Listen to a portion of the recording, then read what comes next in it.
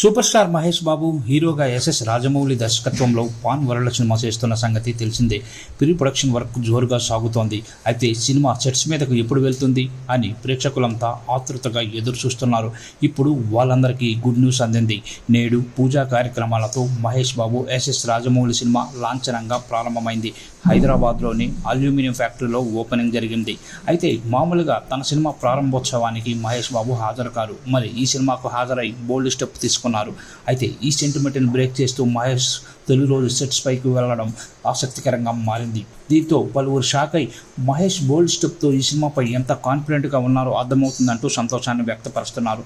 Triple R cinema చిత్రీకరణలో కొంత భాగం aluminium ఫ్యాక్టరీలోనే shooting చేశారు. ఆ సమయంలోనే రాజమౌళి ఆఫీస్ అక్కడే ఏర్పాటు చేశారు.